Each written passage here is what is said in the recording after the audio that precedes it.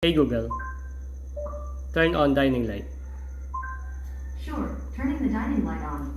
Okay guys, welcome to this channel na. Today we'll be having a quick review of this a particular toy which I nabili ko siya sa isang online seller.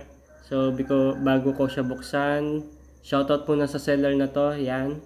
Ma'am sir, thank you having me this product no. At wala ako nito and happy ako na nakuha ko to. Itong 1:25 na to. Actually, I'm into 1:50 and 1:55. Yun ang sweet spot ko. Pero, nag-try ako nito and nagustuhan ko talaga siya. Okay, so isa siyang EV forklift truck. Yan. Special tong yung forklift na to kasi usually, di ba, 4-wheel, yung normal car, nandito sa side yung gulong niya is centered yan, dalawa nasa center. Tinignan ko na siya sa Google, ang lumalabas sa kanya is mga German made, wala akong nakitang China made. And this is a die cast. Yan. Okay, the name is Schuko brand. Schuko ba? Tama ba yung pronunciation nito? Schuko hobby and ano yan.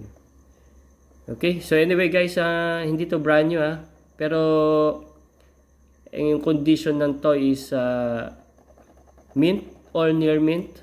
Yeah, yung box normal lang yan para sa isang vintage. Okay, so buksan na natin. Excited na ako dito.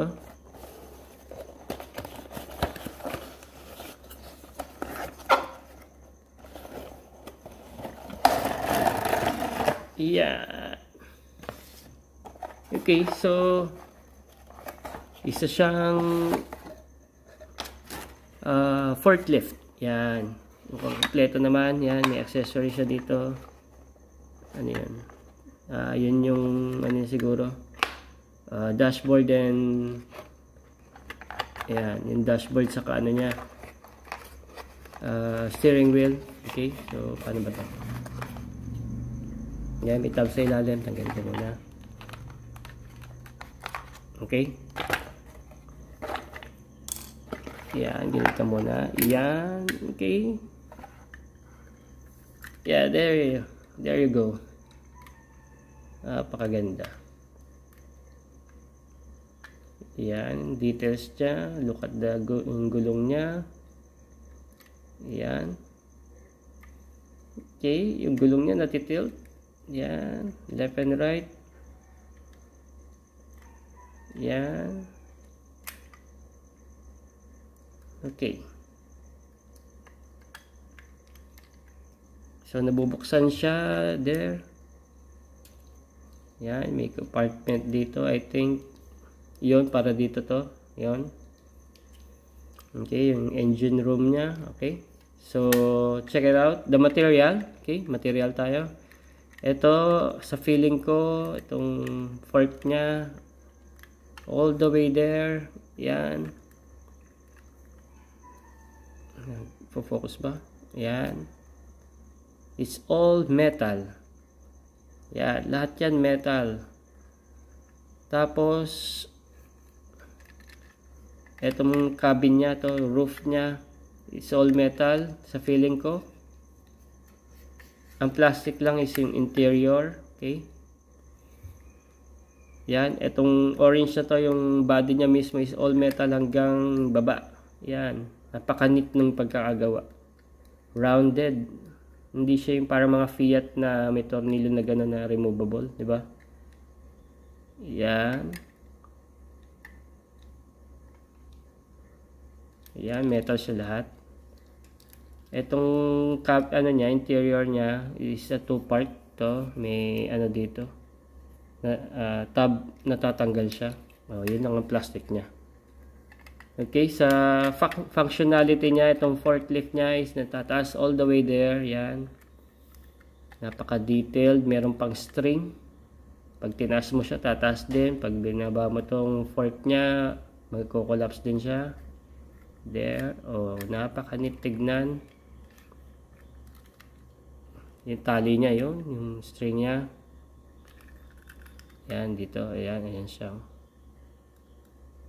Okay. Napaka-neat. Napakaganda.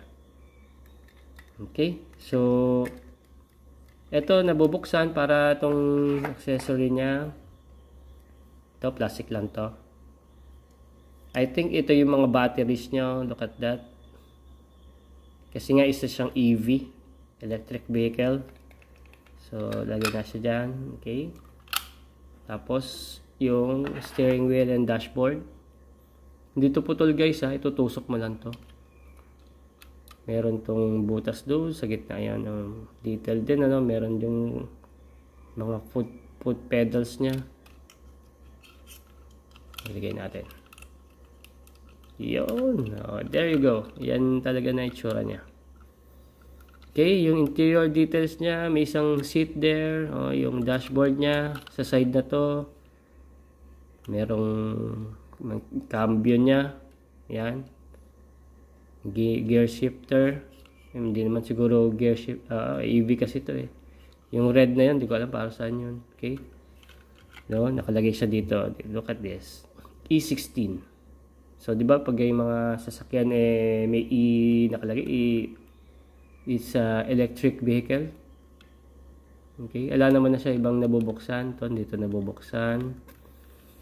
Okay, yung gulong niya is rubber. Yan, may satisfaction feeling. Yan, malambot. Yan. Okay.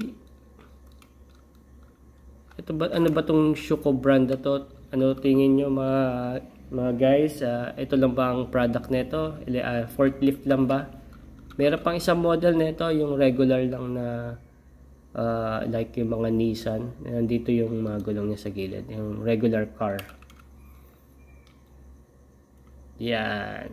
What do you think guys? So there you have it. Yan yung itsura niya. Diorama ready. Kung meron kang pallet na scale, yung pallet niya. O kaya container na kasya dyan. Ganda. Diorama ready na. Okay, so kung gusto niyo pa ulit makakita ng ganitong mga toys, review, meron akong 1:50, 1:55, meron akong 187 scale.